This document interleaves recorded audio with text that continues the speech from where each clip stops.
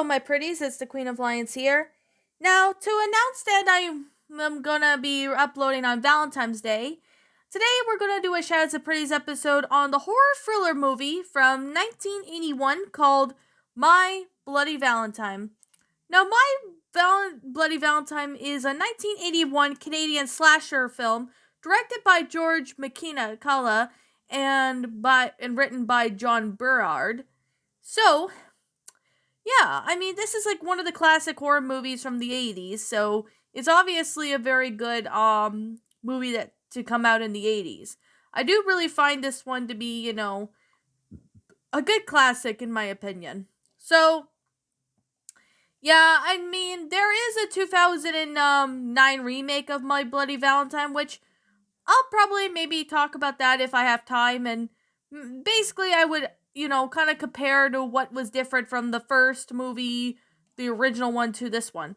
So, the film shot location, this was in Sydney Mines in Nova Scotia in the fall of 1980, and it was released by Paramount Pictures in 1981. According collided with the Valentine's Day holiday, despite it being a mixed response from critics and all that. But this film has developed a large cult following over the years since the release. So, now My Bloody Valentine obviously have faced notable censorship of having the total of 9 minutes cut by Motion Picture Association of America due to the amount of violence and gore. So, yeah, I mean, but there is dunning to confirm that the existed footage is still existed. Attempts to release it, but proves to be difficult as Paramount Pictures refused to offer any uncut version. In 2009, however, the licensed home media of Lionsgate have rights to the film. They released it on Blu-ray and DVD editions with the free additional footage restored the same year that they released the remake of the movie. So, My Bloody Valentine is basically about a mine shaft inside where a female miner takes off her gear in front of another miner, and the woman performs, a tease for the miner pushes her into a mining pickaxe and ends up killing her. So Mayor hung in her over Valentine's Day Bluffs, a Canadian mining town. They states that the traditional Valentine's Day dance, which had been suspended for 20 years, the dances stopped 20 years ago after an accident, which two supervisors left 5 miners in the mines to attend to the dance because they forgot to check the methane gas levels in the mining tunnels. There was an explosion that trapped the miners. Harry, who is the only survivor, escorted to, basically eat his own, kind just to survive and went insane. The next year, he murdered 2 supervisors who left their post the previous year, cut out their hearts, and replaced them in Valentine's Day candy boxes. With a note from Harry warning the town to never hold the Valentine's Day dance ever again, or he'll commit more killings. So Warden has placed him into asylum, and the ancient accident was to be forgotten, so the dance returned. A group of young residents who are excited about the dance, Gertrude and Dave, Hollis, Patty, Sylvia, Howard, Mike, John, Tommy, and Harriet, along with Sarah, Axel, and the mayor's son, TJ, were soon involved in this tense love triangle. The mayor and the town's police chief, Jake Newby, received an anonymous box of Valentine's Day chocolates containing a human heart, and a note that is a warning that murders will begin if the dance proceeds. So later that evening, the resident Mabel is murdered by a mining-geared killer in a laundromat, and her heart eventually gets removed. Newby eventually publicly reports that she died of a heart attack to prevent a panic. He contacts a mental health institution where Harry Warden has been incarnated, but they have no record of him. So eventually, Newby canceled the dance, but the town's youngsters decide to proceed their own party at the mine, where the bartender warns them against they're killed by the miner. At the party, the miner brutally kills Dave, and his heart is found boiling in a pot of hot dogs being prepared to the kitchen. Shortly after, Sylvia is impaled by the showerhead and by the killer when the others realize that Dave and Sylvia have been murdered. They contact the authorities, and several party goers have already decided to enter the mines for fun. Newbie then rushes into the mines with the police to rescue them, and the miner impales with the huge drill onto Mike and Harriet and shoots with the nail gun to Holly's head.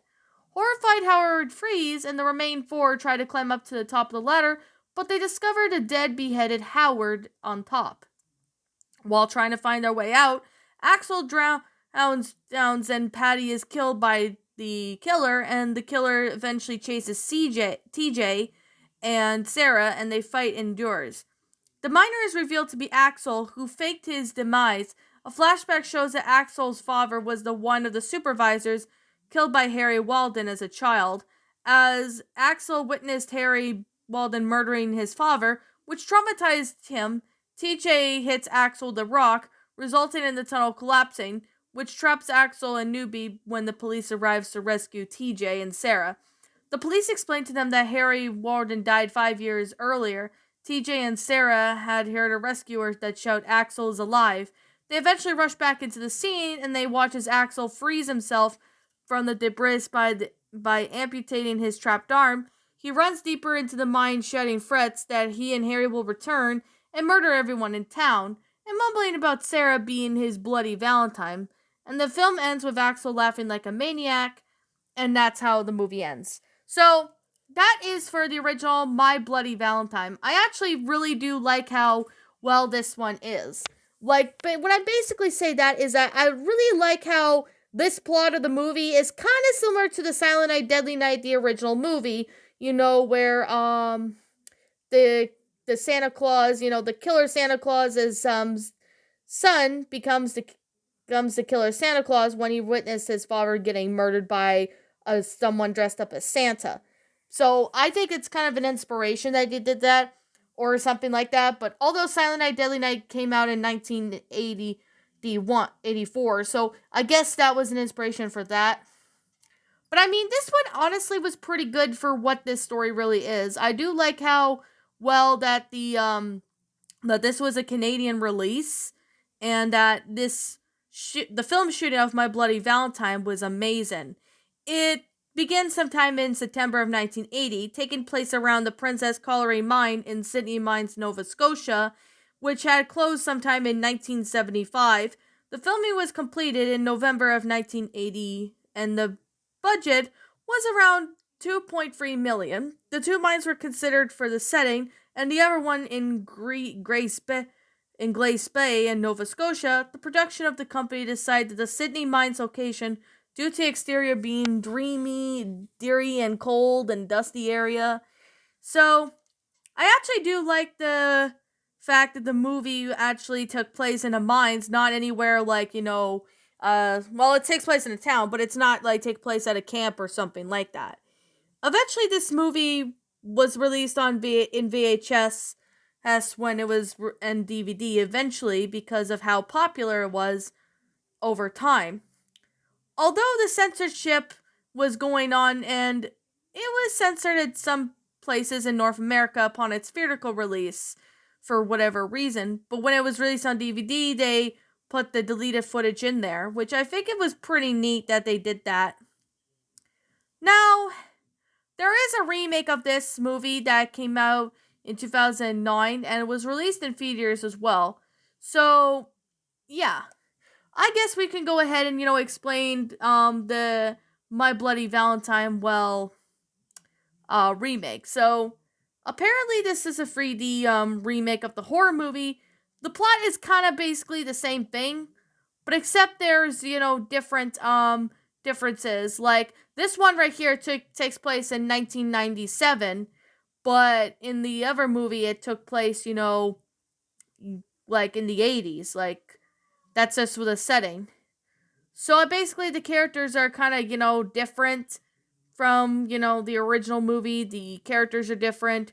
I mean, the plot is basically pretty much the same as the original, except it was different. Like, they had some changing and all that, But there wasn't really dealing with too much censorship.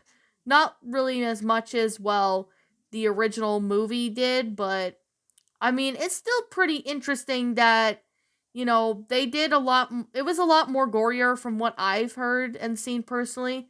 Now, however, I did find out there was a canceled sequel to this one. And basically, Todd Farmer revealed that him and himself pitched an idea about the sequel to the remake of the, Bloody Valentine, which that means, that they would have, 2 weeks ahead of the film's release. After the film mixed with some reviews and from credits, eventually Lionsgate lost interest in the idea, and the sequel would have been more psychological and would have brought back survivors from the remake, as well as expanded the backstory. The Farmer's script had also planned to kill off Sarah, who is played by Jamie King, but unfortunately, the sequel never happened. So yeah, that's very unfortunate. But anyways, I could definitely say I do find the original My Bloody Valentine to be good. But the second one actually, or the remake of it, actually did just pretty good as well.